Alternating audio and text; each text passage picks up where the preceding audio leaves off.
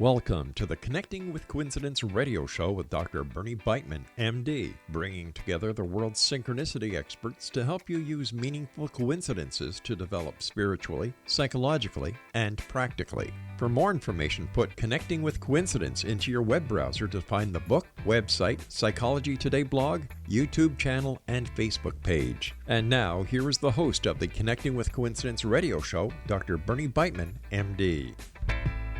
Yes, welcome to Connecting with Coincidence. I am your host, Dr. Bernie Beitman, MD. I'm a psychiatrist in private practice and on the faculty at the University of Virginia.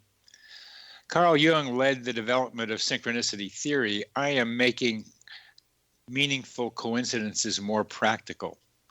They are messages to us earthlings about the true nature of reality, messages we can try to decode. They tell us that our minds are interconnected and are part of a greater mind that I call the psychosphere, that each of us has human GPS, the ability to get where we need to be without knowing how. Look for the helpful advice from your coincidences, that they're evidence for deep connections with those you love. Put Connecting with Coincidence into your web browser to read my Psychology Today blog and my book, Connecting with Coincidence. And to see how sensitive you are to coincidences, go to my website to take the Weird Coincidence Survey. Connect with Coincidence, Synchronicity, spoken here. Larry Burk is our guest today. Larry Burk, MD, is a holistic radiologist and dream tapping coach. His book, Dreams That Can Save Your Life, Early Warning Signs of Cancer and Other Illnesses, was released in April of this year by Findhorn Press. His co-author, Kathleen O'Keefe-Kanavos, was one of the dreamers who predicted her own disease. The results are highlighted in his 2016 TEDx talk, which was censored, which some of them have gotten. Larry isn't the only one who have been censored by TEDx, because it goes beyond what the materialistic scientists behind TED seem to want. But you can still hear his talk, and you can go to his website for the link. He was one of the leaders of MRI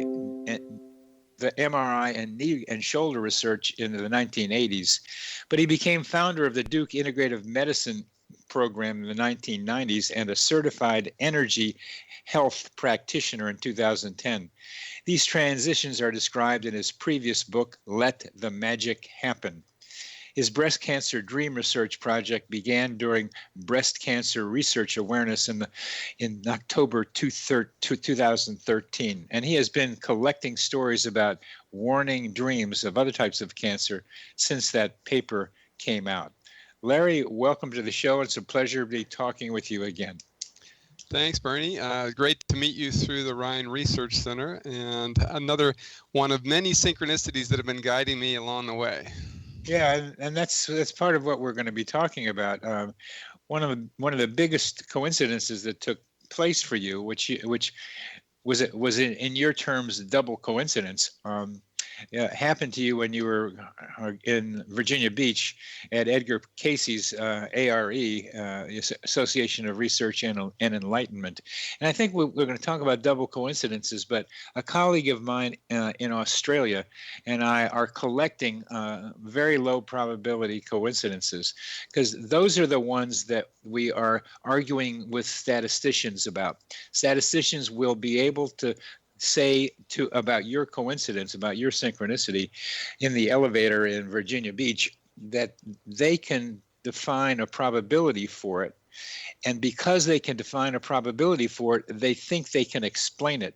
And that's just not right, because all coincidences, all synchronicities have a probability of happening.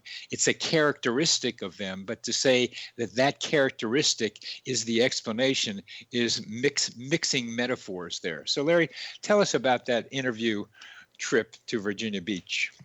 Yes, I was leaving my academic position at Thomas Jefferson University in 1990 and relocating to Virginia Beach. And I went on an interview trip to Virginia Beach General Hospital, and was staying at the hotel out on the beach near the ARE because I had been a member of the ARE but had never been there. And I was pondering whether I was making the right choices in my move to Virginia Beach.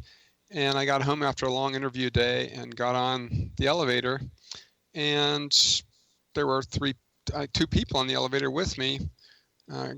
And I just happened to notice that their name tags said ARE conference, and I didn't actually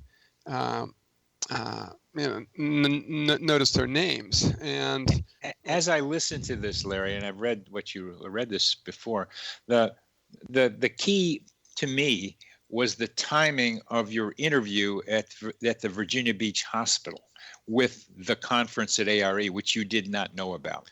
I did not know there was a conference going on, and I was just going back to my hotel room to go to bed. And I got on the elevator and with these two folks, and we struck up a conversation. And I said, "What conference are you having at the ARE?" And it's on near-death experiences and UFO encounters.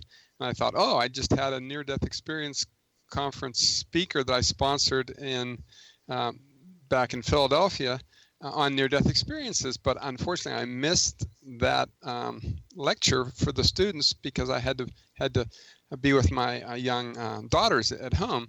And I said, but the guy was Ken Ring, a famous NDE expert, and it turned out that Ken was on the elevator. Introduced himself, said, well, that was me, and sorry you missed my lecture, but why don't you come to the workshop tomorrow? And I thought, oh, wow, that was amazing. And then the other woman on the elevator goes, and I just moved here from Philadelphia, and I had gone to a lecture by a radiologist talking about electromagnetic fields and health effects back at Jefferson when I was there.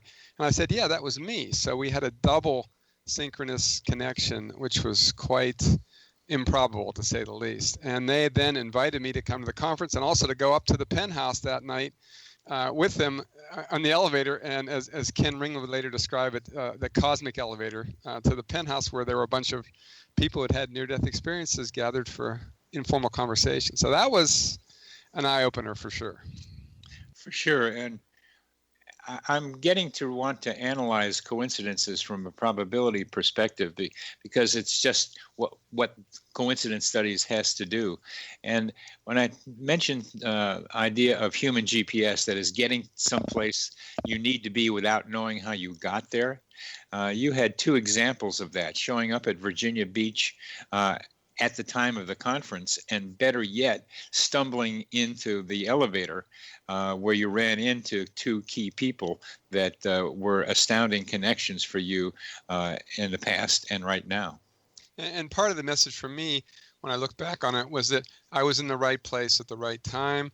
My move to Virginia Beach was the correct move, and I was going to expand my worldview by coming there.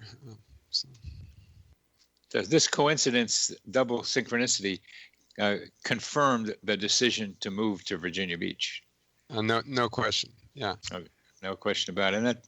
And right place and right time is another way of saying what I'm suggesting is that you have some agency in making that happen. Right place, right time is something that you have something to do with, and that something else has something to do with too. It's just how much of it's you and how much it's guidance from someplace else is a question that I'm asking you. How do you feel about that? Yeah, I mean, clearly, as I got on the elevator, I had sort of let go of whatever it was I was ruminating about. I mean, I was thinking about the job choices, but I certainly wasn't thinking about a higher consciousness or other reasons for coming to Virginia Beach. And it just came on full blown in the middle of that, and I realized that, and I had been told by a psychic, my very first psychic reading a couple months before, that my concerns about moving to Virginia Beach were not really of significance because it was only a stepping stone to my next job. And sure enough, I wound up leaving Virginia Beach 2 years later and moving on to Duke, where I've been ever since. So yeah, interesting. Yeah, so the psychic had it right there for you. And I didn't understand the reading at the time. She said, I was struggling to choose between two different radiology groups, and she said it really doesn't matter And I said, what do you mean it doesn't matter? And then it turned out that the two groups combined by the time I had arrived at Virginia Beach. So there was no choice. It had to be Virginia Beach, and it got confirmed by the magic elevator ride. Exactly. How do you think that works, Larry? How do you think that works? I remember the first time I ever heard this quote was from Bernie Siegel, who's been one of my mentors for years. And I'm not sure who it's actually attributed to, but he said, coincidences are God's way of remaining anonymous. A lot of people attribute it to Albert Einstein. Could be. Okay, yeah. Well, that's the way you never know where they come from, but Albert was full of a lot of little phrases like that, so may as well give it to him. Do you think you had anything to do with it? I think my intention in seeking guidance had set me up to receive guidance in an unexpected way. I think, and I do have in my first book, it concludes, the final chapter concludes with the let magic happen technique, which is to set your intention seeking an answer, and then let's stop with that, because I want to pick that up at the next segment. Okay. You're listening to Connecting with Coincidence with your host, Bernie Beitman, MD, and our guest is Larry Burk, author of a book about dreams predicting disease.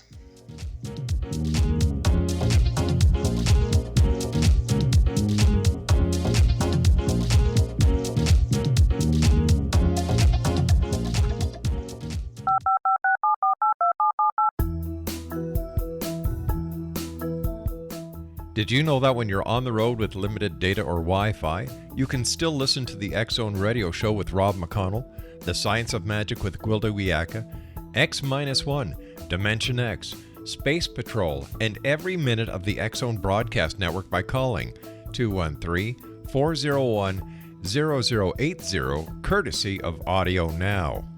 No smartphone, app, or internet needed. It saves your data plan, and it's free if you have unlimited minutes.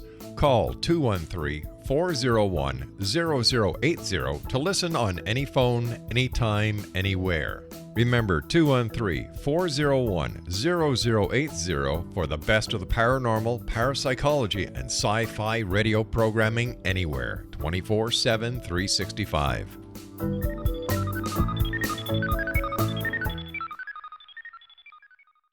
You have heard of the X-Zone? Now watch it on Simul TV. Plus 500 video games, live TV channels, free video on demand, worldwide, and more. Does this sound like tomorrow's television? Well, it is, but you can have it today, right now. It is Simul TV. Simul TV offers what the others only wish they could provide. 15 exclusive channels like X-Zone, sci-fi, and horror. We are worldwide. No other provider offers that. 500 built-in video games. No need to have an extra expensive system. We have them included. Free video on demand. Live streaming events from around the world. Interactive online network, and much more. Tomorrow's TV today. Simul TV. Sound too good to be true? Well, it's not. You can have Simul TV today. Sign up at simultv.com. Do it today.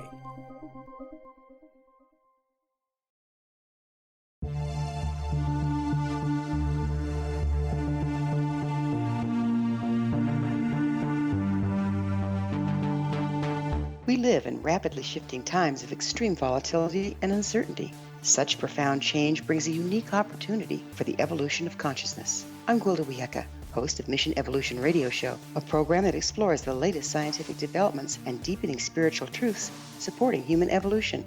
Join me on xzbn.net, where I interview leading experts in science, physics, medicine, spirituality, and more. By applying divergent viewpoints to leading-edge topics, we uncover expansive and evolutionary truth to assist you on your path to enlightenment. More information and past episodes are available at missionevolution.org.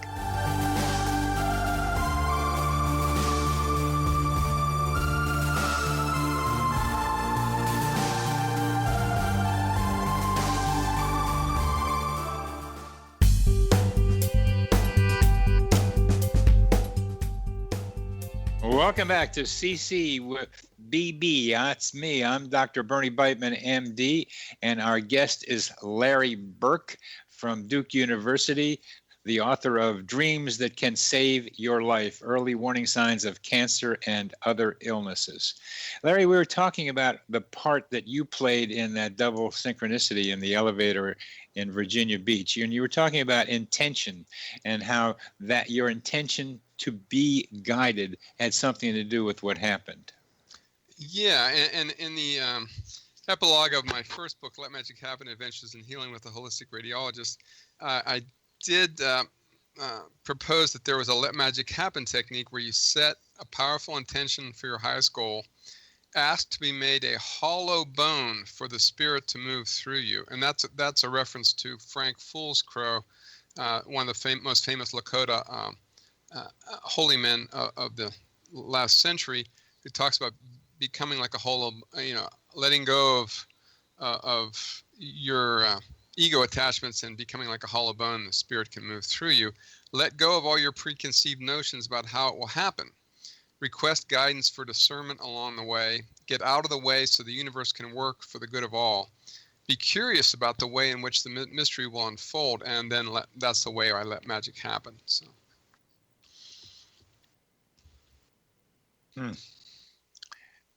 The magic happens by getting out of the way and letting the higher consciousness move through you and become its instrument for the positive gain for the rest of us.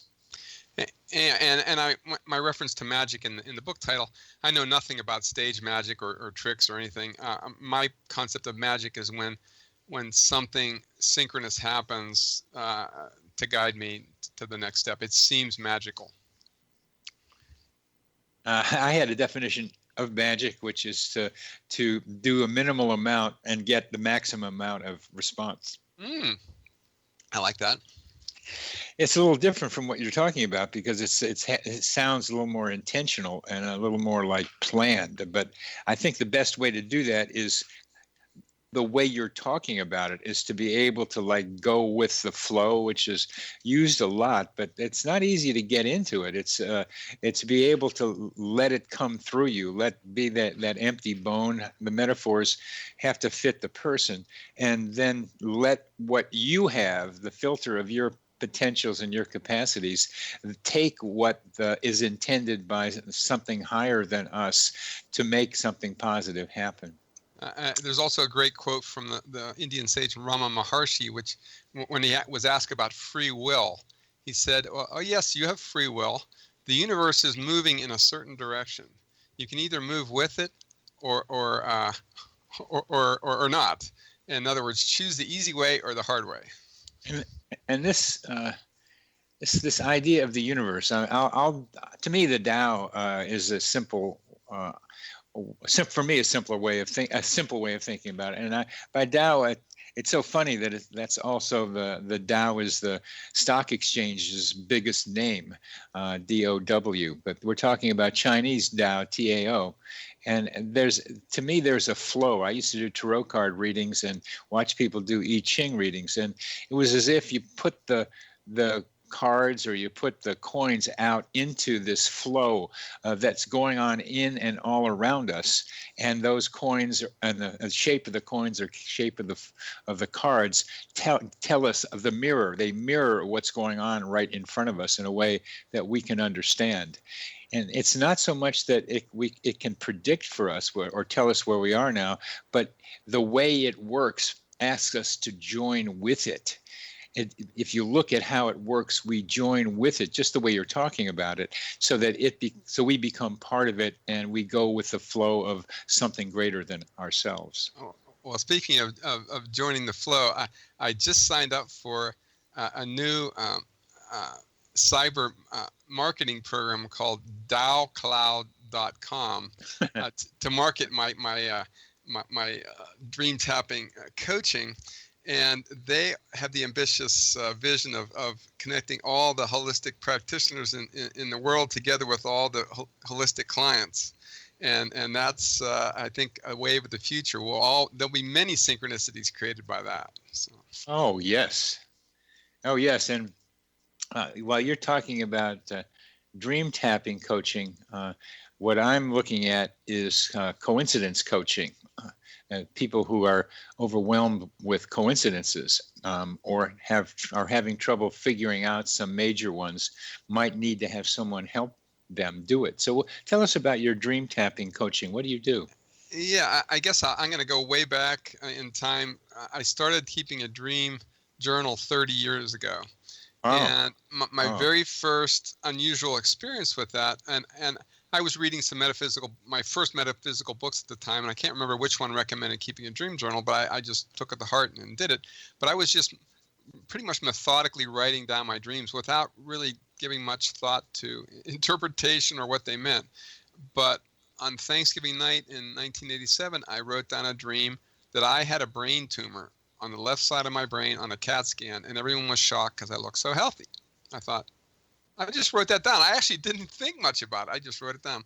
And then a week later, my dad was diagnosed with a large left kidney cancer on a CAT scan. Everyone was shocked because he looked so healthy.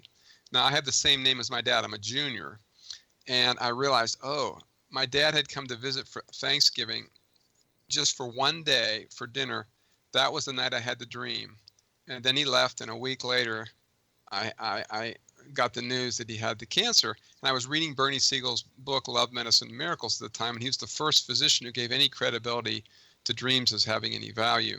And I had this aha moment realizing, well, I've never had a dream about a cancer before, and that was the night I saw my dad. I must have picked something up, intuitively sensed that something was going on, or I had a precognitive dream of the future. It's hard to sometimes parse out whether you're having a precognitive experience or just having an intuitive experience, or maybe both. Let's talk about that for a minute, because when I hear it, it's that you picked it up directly from him, that energy fields, and you're very familiar with energy fields, have information in them. And you probably, I'm going to guess, I don't know for sure, are well aware of your own energy field, so that you're close to your father and you could pick up from him what was going on inside of him when you were with him. That's the way I think about it. Yeah, that makes sense. And then about 15 years later, I had another experience of having a dream that I had lung cancer. And this one was puzzling. I just wrote it down, remembering the dream about my dad's cancer. I said, I wonder if this is about someone else's cancer. And I just put it aside and just decided to wait. 2 weeks later, I was at a mindfulness meditation conference with John Kabat-Zinn. One of my close friends ran up to me and said, I want you to meet someone. He's just like you. And I heard her say those words. And I said, what do you mean he's just like me? He said, he's a radiologist also. And she brought him over to meet me. And I said, whoa, this is really unusual to have two radiologists at a meditation retreat, let alone one. And I said, what are you doing here? He says, I have lung cancer. And I'm here to work on my healing. And I thought, whoa, I had a chill down my spine. I said, that was what my dream was about. And I then shared the dream with him, and the next day I went back and took a chest x-ray of myself, and it was totally normal. And I realized, okay, now that I was clearly not picking up something from someone I already knew. That was a precognitive experience that happened 2 weeks later. That's precognitive for sure. Well, I didn't know that. I think it's so important to find out for me when I talk with people about how they started, because here were two very dramatic examples of the power of dreams to imagine what's going on with someone else. And you got the evidence. I had evidence like that when I was choking uncontrollably in San Francisco. And at the same time, I found out the next day, my father was dying with blood in his throat, choking on his own blood. And that made me believe that we can pick stuff up at a distance, not only close, but at a distance between loved ones and probably other people, as you just demonstrated. So I've been interested in this somatic telepathy, or I call it simulpathy, as a result of that. And here you had two dreams that were saying, okay, Larry, you're the dream guy. You can do dreams and disease. Go ahead and do it. And what happened next? Yeah. Oh, and there's one other little dream similar to your experience. Was one night I woke up with my Aunt Betty appeared in my dream, much younger than her stated age, and said, "Little Betsy is going home now." Now, I knew my aunt had severe emphysema on O2 for years and was not in great health, but I hadn't heard from my mother or her in weeks. And I immediately called my mother the next morning and said, "How's Aunt Betty?" And she said, "Well, she died last night." And so I had that kind of experience of a visitation dream. And then I asked her, "Well, does anyone ever use the nickname Betsy? I only knew her as Aunt Betty." And she said, "Oh, only her husband called her that." So that was interesting. Well, you picked that up too. That's all very interesting. I'm trying to develop what I call the cartography of the psychosphere. Rather than talk about a universe which is much too large for me to comprehend, I want to talk about the Earth's mental atmosphere, the psychosphere, and try to see how it works. And I have pictures now of you somehow being able to make connections with people, a guy that's like you, a radiologist, your father, your aunt. These are people who are connected with you, and that's beginning to get a picture. You are listening to Connecting with Coincidence with your host, Bernie Beitman, MD, and our guest today is Larry Burk.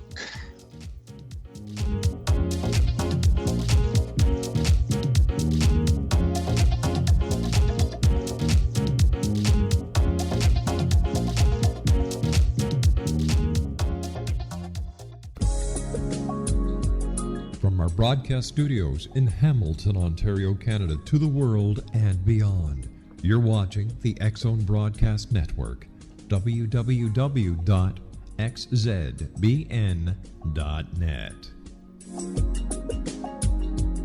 AVS Media. You have heard of the X-Zone? Now watch it on Simul TV, plus 500 video games, live TV channels, free video on demand, worldwide, and more. Does this sound like tomorrow's television? Well, it is, but you can have it today, right now. It is Simul TV. Simul TV offers what the others only wish they could provide. 15 exclusive channels like X-Zone, sci-fi, and horror. We are worldwide. No other provider offers that. 500 built-in video games. No need to have an extra expensive system. We have them included.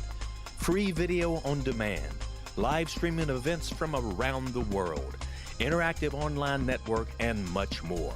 Tomorrow's TV today. Simul TV. Sound too good to be true?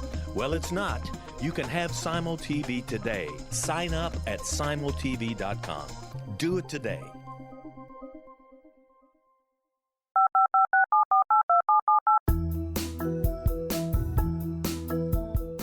Did you know that when you're on the road with limited data or Wi-Fi, you can still listen to the X-Zone Radio Show with Rob McConnell, The Science of Magic with Gwilda Wiyaka, X-1, Dimension X, Space Patrol, and every minute of the X-Zone Broadcast Network by calling 213-401-0080, courtesy of Audio Now.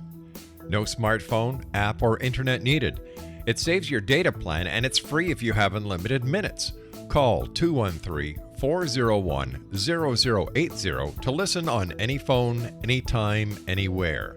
Remember 213-401-0080 for the best of the paranormal, parapsychology, and sci-fi radio programming anywhere, 24/7, 365.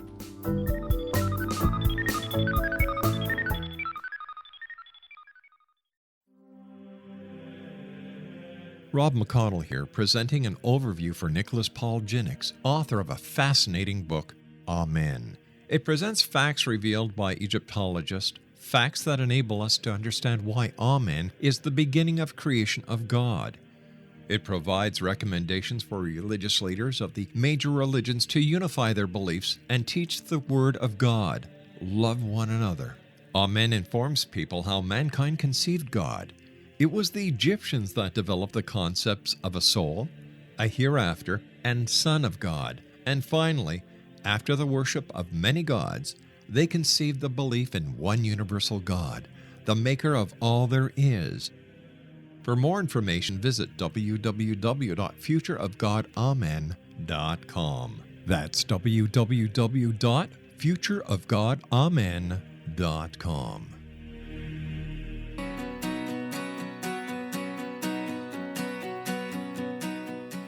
Welcome back to CC with the BB. I'm Dr. Bernie Beitman. I'm talking with Dr. Larry Burk, radiologist extraordinaire when it comes to dreams. And his ability to pick up stuff through dreams is quite remarkable as I am listening and you are listening to this. So, Larry, you have another story to tell us. Yeah, I'm going to shift to a couple of my friends' stories next. But also just want to mention, since you mentioned the psychosphere, I tend to refer to that in Teilhard de Chardin's terms of a noosphere. I don't know if those are two words for the same phenomenon. It's essentially the consciousness of the Earth.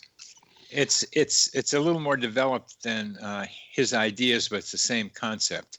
It's more talking about how stuff like what happens with you, telepathic kinds of connections, I can call, take place within this atmosphere. And I'm trying to define how it works, but it's very much building and connected. It sounds like the noosphere. It is like this noosphere. And eventually we'll come up with a name for the Earth's mental atmosphere, which is maybe even the best name for it. And of course, I love Teilhard de Chardin's final vision of converging toward the omega point, that all this evolutionary process in the noosphere or psychosphere is taking us somewhere. And stay tuned for coming attractions. One of the points he was making he didn't know about is the internet was coming, and he was talking about how thoughts create more and more of this noosphere, and I agree with that. And I think the internet is creating a kind of matrix, a physical almost matrix for the development of our own minds being able to connect with each other through the psychosphere. Well, yeah, and interesting that he's been attributed to having predicted the internet, because he was fascinated with technology as a scientist. But the other twist I want to give to this whole evolutionary concept is there's another intersection between technology and consciousness that may not be completely obvious until you think about the dates that in the ventricular defibrillator was invented in the 50s, and Raymond Moody's first book on near-death experience was in 1975. And when you think about another name for resuscitation would be resurrection. And when you look at the side effects, the transformative psychological side effects of a near-death experience, they are no fear of death, sense of purpose for being sent back, psychic abilities, healing abilities, electromagnetic abilities. And you could say, oh, these people are resurrected healers, which from the Christian perspective sounds a lot like Christ consciousness. So what we are doing with our technology through ventricular defibrillators is creating the second coming. It's a side effect of our technology. Very cool. Very cool. Very cool. Do you have that in your book? That'll be my next book, I think. That's a concept I've been working with for 20 years, and I'm starting to realize it's getting more and more real, because we're reaching a critical mass on the planet of people who've had near-death experiences. We're talking about millions of people who come back with this transformed consciousness, and that's good. Does Bruce Grayson know this way of thinking? I don't know. That would be worth sharing. Yeah, because there's something big happening in that regard. The critical mass is approaching, and people who read their books are also similarly transformed. They lose their fear of death. Yeah, keep going on that one, Larry. That is very cool. I think you come up to UVA and talk about that sometime, would you? All right. Well, speaking of UVA, I have a UVA story for you. Okay. All right. I just made my first visit to DOPS on the book tour a couple of months ago to meet Jim Tucker. And DOPS is the Division of Perceptual Studies at the University of Virginia that studies near-death experiences, reincarnation, and other parapsychological things. And I also got a tour of the lab by Ed Kelly, too. So that was very sweet. And Good. So in 1999, I had an unexpected gift from UVA when a friend appeared at Duke looking for a job as my assistant in the Integrative Medicine Center. I was the education director. Now, her name was Polly Delavitt, a very interesting woman who is sort of a holistic educator at UVA. And in 1990, I think 2 or 3, she was teaching meditation to the medical students at UVA. And the story went on the cover of Parade magazine. A picture of Polly and her UVA medical students meditating. That got huge national exposure. Yeah. It also got her fired. Really? There was a huge backlash from conservative UVA medical alumni. What are we doing? This is embarrassing. Wow. Get rid of her. And she was gone a few weeks later. Wow. And so the benefit of that to me was that I wound up with an amazing assistant a few years later. But she came equipped with this amazing dream story. And she said, back when she was at UVA getting her start teaching medical students, she had this terrible dream of a spider crawling out of her mouth. And the intuition that went with that was that she had a cancer in her mouth. She went and had a biopsy, which showed nothing. And the surgeon came back and said, no, there's nothing there. So she kept having more dreams that clarified her original one. When that first biopsy was negative, the next dream was being taken to the MASH TV show and having Hot Lips Houlihan and one of the doctors tell her that they had missed the cancer and to go back and get another biopsy. You gotta love a second opinion from experts. You do. So she went back and they biopsied a different place on her tongue and they found the cancer. And she was guided over the next 20 years through multiple recurrences and surgeries and did amazingly well, clearly outliving her prognosis by many, many years. But one of the subsequent dreams was of the spider escaping from its cage, which was a recurrence. And so she came and told me about her experience, and then shared with me that there was a book called Healing Dreams by Mark Ian Barash, which was written in 2000, shortly after her arrival. She said, this is an amazing book. Turns out that he had 5 stories of women who dreamed their breast cancers in the book. But I didn't read that book until 2010. I heard about it and didn't read it. So, and in 2004, my first friend told me about her breast cancer dream, Diane from Philadelphia. And she had this startling dream one night of vivid, real life dream of being operated on for breast cancer by a woman surgeon. And she was so shook up by the dream, she went right in for a mammogram, which was totally normal. And the radiologist, basically said, look, you can go home and come back in a year. You don't have, and she said, no, I'm pretty sure I have breast cancer. And he said, well, and it was a woman radiologist. She said, well, you don't have any lump or any symptoms, and there's nothing in your mammogram. I'm afraid I can't help you. She said, well, you need to do an ultrasound. And I refused to leave until you do the ultrasound. And the radiologist was kind of stuck with this woman in her waiting room going, I'm going to cause a ruckus unless you do the ultrasound. Wow. So she finally says, the radiologist says, I wouldn't even know where to do the ultrasound. And now Diane had been shown the location of the cancer in the dream. Said, well, how about right here? Radiologist skeptically puts the probe on her breast and sure enough finds the small cancer deep in her breast and it turns white as a ghost and said, how did you know it was there?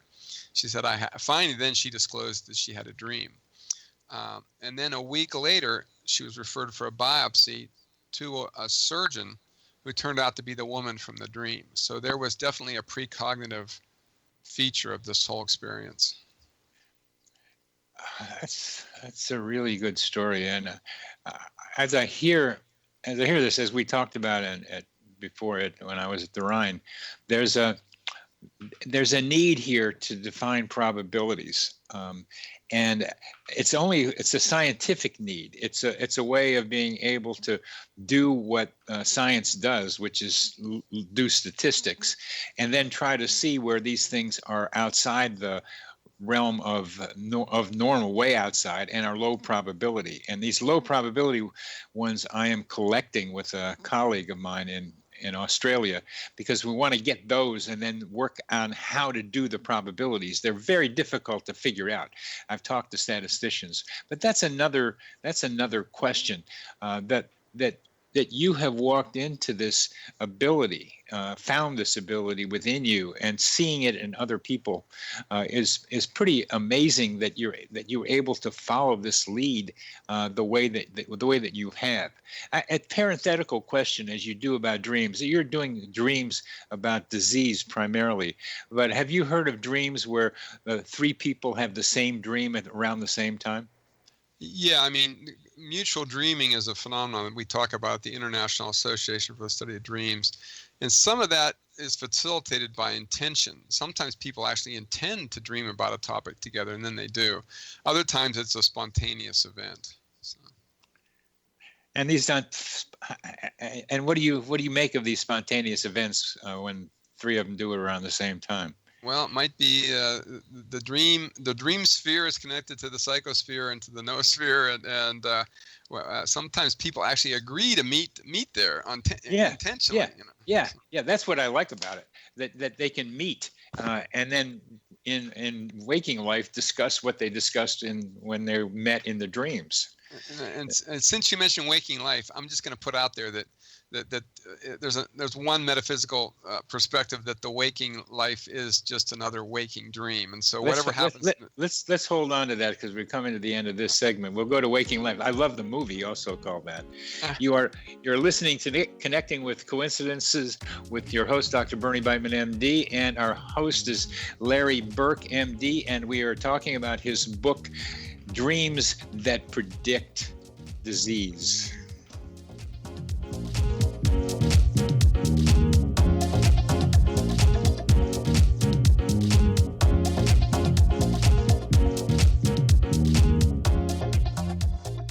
You have heard of the X Zone? Now watch it on Simul TV, plus 500 video games, live TV channels, free video on demand, worldwide, and more. Does this sound like tomorrow's television? Well, it is, but you can have it today, right now. It is Simul TV. Simul TV offers what the others only wish they could provide. 15 exclusive channels like X Zone, Sci-Fi, and Horror. We are worldwide. No other provider offers that. 500 built-in video games. No need to have an extra expensive system. We have them included. Free video on demand. Live streaming events from around the world. Interactive online network, and much more. Tomorrow's TV today. Simul TV. Sound too good to be true? Well, it's not. You can have Simul TV today. Sign up at simultv.com. Do it today. The new nonfiction book, Razor of Madness, is similar to cult movies like Clockwork Orange, Dragon's Tattoo, or The Other Side of Hell. Wayne Morin Jr. and Thomas Lee Howell expose widespread and systematic deficiencies in this thought-provoking tell-all novel. Mind control rages among scholars in law schools. Human rights are ignored while thought reform and mental manipulation are accepted practices used as behavior modification. Dr. Louis Jolyon West comes to mind. Media and public scrutiny shows that United States mental hospitals are in fact destructive murder industries. Razor of Madness expose novel details this epidemic through an in-depth professional and personal investigation.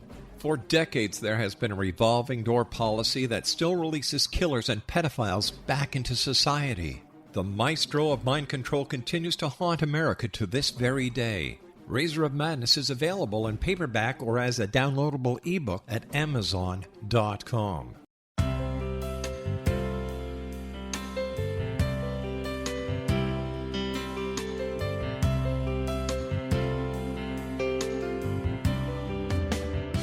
The concept of a new age has been around since the late 19th century, yet much of its original meaning has been lost. What exactly is the new age? Is it a religion, a collection of obscure esoteric practices, a series of doomsday predictions, or an astrological event? The New Age Chronicles is a unique complementary publication bringing reason and grounded information to separate fact from fiction.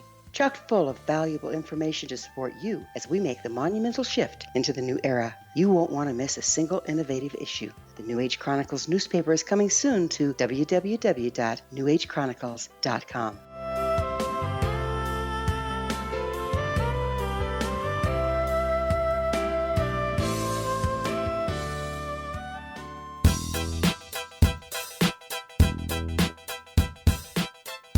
Well, welcome back to CC with BB. Our guest today is Dr. Larry Burk, MD, and his book, Dreams That Can Save Your Life, Early Warning Signs of Cancer and Other Illnesses. Larry, let's go ahead with what we were just ended with. Yeah, we were just talking about life as a waking dream, and especially if you get into the lucid dream community, which is pretty active at the IASD meeting. IASD is International Association for the Study of Dreams, and there are different strategies for cultivating the ability to become lucid in your dream, which means being awake and aware in your dream while you're still asleep. I've only done this on a very few rare occasions, but it reminds me a little bit of the teaching in mindfulness meditation, in that when you're doing lucid dream practices, you're learning how to become aware in your dreams. And so you wonder, okay, what is the ultimate goal of that practice? Is it just to have really cool lucid dreams? When actually it's like, what is the goal of mindfulness meditation? To sit and be mindful for 20 minutes, twice a day. But really the bigger goals in both cases are to become mindful when you're in your regular day-to-day life. You're cultivating this concept of mindfulness. Well, if you think about lucid dreaming the same way, you're actually practicing your lucid dreaming when you're asleep, so that when you're awake, you become lucid in your life. And that's, I think, a valuable goal to have. What does lucid in your life mean, Larry? Well, in your dream, when you're lucid, you're aware that you're dreaming, and then you can have unusual interactions in your dream and investigate symbols in real time as they occur in your dream, instead of waiting to write them down and think about them later. So as you're going through your life, the symbols that you're presented with and the synchronicities, you have an enhanced awareness of, and so you interpret them on the fly in your waking life. And Robert Moss, who's one of my favorite dream teachers, wrote a book recently. His most recent book is called Sidewalk Oracles. Yeah, that's looking at symbols that occur to you while you're awake and interpreting them as if they're dream signs. Mm-hmm. One other aspect of lucid dreaming, as I understand it, is that you can also control your dreams. To a certain extent. What's the limit? Well, we don't know what the limits are, but you interact with the dream characters and the dream scenarios in a very interactive way, and you may not be able to completely control it, but just like in your waking consciousness, you can sometimes facilitate synchronicities with intention, but there's a larger awareness going on behind your waking life and behind the lucid dream as well. So it's being able to sort of dance with that larger awareness that makes it so much fun. And I'm looking at giving agency to what I call the observing self. That is the part of ourselves that is aware of what's going on in the rest of our lives, including our bodies as well as what's outside of it. And rather than just be aware, you've added that you can interpret on the fly in both lucid dreaming and in regular life. And I think that awareness of interpreting can also lead to being able to shape the reality around you, as you're saying, with intention. And I don't know what else, but intention begins the shaping. But there's some other ways to make things happen proactively. That's as far as I can get. The other attitude that I find particularly helpful is to maintain a state of curiosity. And that means you may not be able to figure out what's going on in the moment, but if you're just curious and patient, it may just unfold for you. And there's one great example from the book. Wanda Birch is one of the most famous breast cancer dreamers, and she contributed several stories to the book. And her teacher partner is Robert Moss in this whole healing journey that she was on with breast cancer. But she had this amazing dream about being taken to the healing pool of Bethesda, and this is a dream. And she has no biblical Christian like serious scholarly background. Now she is a historian, so she does have that perspective. But she's taken the healing pool of Bethesda. An angel appears and says, "Get in the pool when I trouble the waters."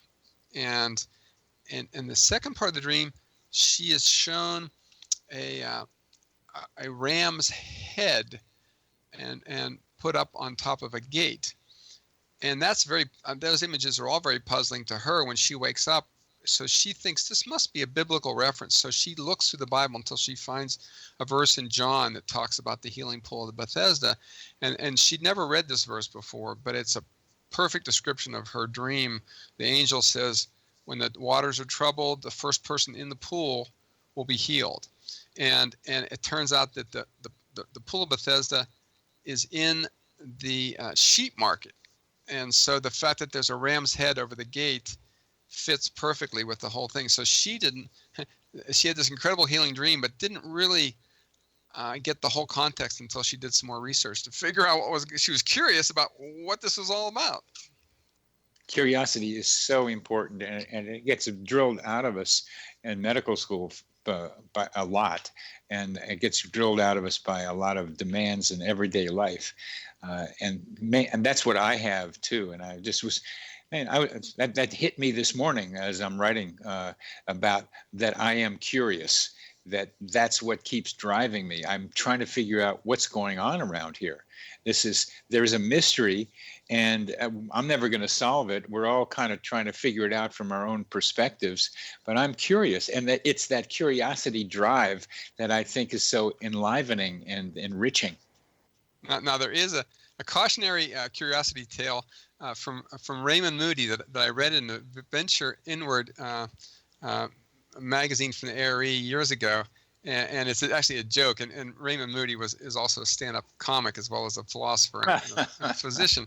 So this joke is Raymond Moody gets to the pearly gates and meets St. Peter, and St. Peter's question before he allows him to enter is, "So Raymond, what did you learn about life and the universe living there on in your earthly existence?" And Raymond goes, "Oh, I was supposed to do that. I was too busy trying to figure out what you guys were doing up here on the other side." Was I supposed to learn something then? I really wanted to know how the bigger universe worked, not my mundane day-to-day existence on Earth. So there's that sort of dance between the cosmic and the concrete that we all have to do. So. What in other words, what should we be paying attention to? Yeah, I mean, where are our lessons, in terms of the simple things that are going on in day-to-day life? And I know, and Ray would probably love this quote because he's a real scholar of the classics. In Robert Moss's book, he mentions a phenomenon, and I'll see if you've heard of this word, Kledon. I don't know how it's pronounced, but I'm thinking Kledon or Kledon. Have you ever heard that word? No. I hadn't either. It comes from either the Greek or the Roman, ancient classics. But you're walking down the street, pondering something intensely, seeking an answer or a question, and some person who's walking down the street next to you don't know shouts out the answer, and he's talking on the cell phone to someone else. That's called a Kledon. So you might want to look that up and learn more about that. I was fascinated to hear that. I said, "Whoa, yeah, that's a real thing." It is a real thing. I've heard stories like that. I mean, it falls under the category of coincidence. And it's one of the questions in my survey about coincidence sensitivity, that you have a question and it is somehow answered by someone else, by the media, by something you see going on around you. And so it's I didn't have a name for it, and I think it's great to have names for things because you can put things in categories. And I think I've also been curious as my book tour unfolds as to different synchronicities that occur. When I got to Charlotte, it was a beautiful afternoon, and it was an afternoon book signing, and I knew almost no one was going to show up. They were out playing in the gardens, but at 2:00 when it started, a woman showed up and very intentionally bought the book, came up to get it signed, and said, "I had to come. I had a breast cancer dream 2 weeks before, and I Googled it." Dr. Google does help with synchronicities, synchronous guidance too. So she Googles it, finds my book and my website, and then happens to notice on my upcoming events that I'm going to be in Charlotte for a book signing. So she realized she had to come, and the day before the book signing, she had gone and had a mammogram which showed the abnormality.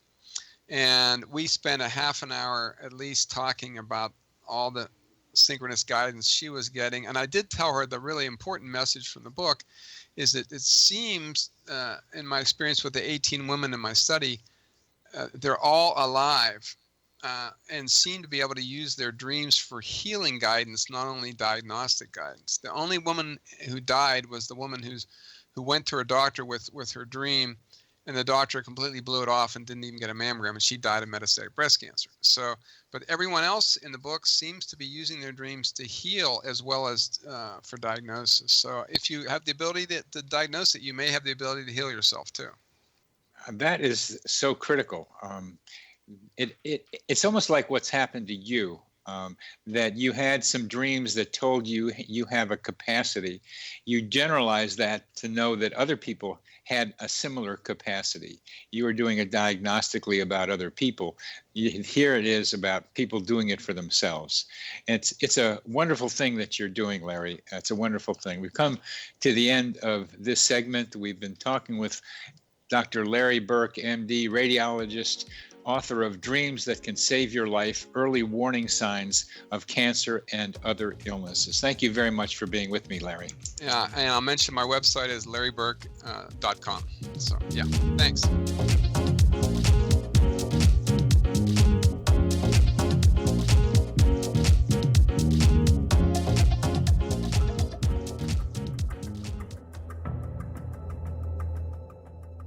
Modern Esoteric, Beyond Our Senses by Brad Olson, consummates the lifology story about where humanity originates.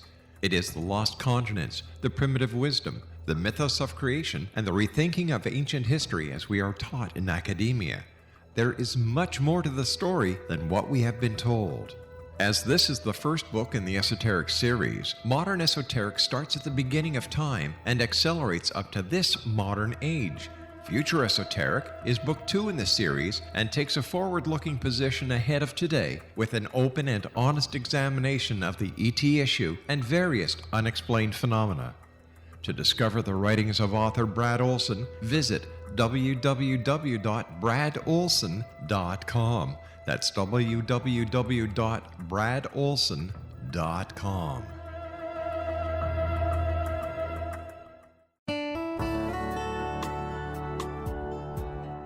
Are you or is someone you know struggling with addictions, depression, anxiety, relationships, low self-esteem, lack of confidence, grief, success, and prosperity?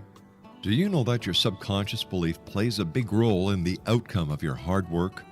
We can help you permanently change the beliefs that may be the reason for your struggles and failures. We care about getting you the return on your investment and the results you are looking for.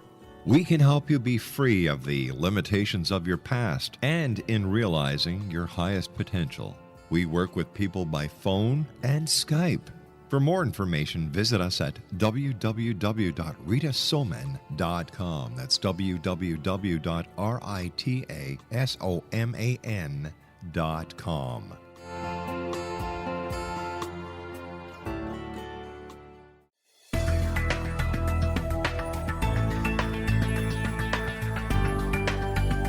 Do you think you have energy problems in your home? Do you feel better when you're away than when you're home? Joey Korn is a global leader in the world of dowsing who specializes in personal energy clearing and space clearing. He can help you create an ideal energy environment in your home no matter where you live in the world. Learn about his remote spiritual house cleaning services and much more at www.dowsers.com. You can get Joey's book, Dowsing, A Path to Enlightenment, as well as other dowsing books and tools, Kabbalah books, and Walter Russell books. Joey's work is really amazing. Go to dowsers.com right now. That's DOWSERS.com, or call 1-877-DOWSING. That's 1-877-369-7464.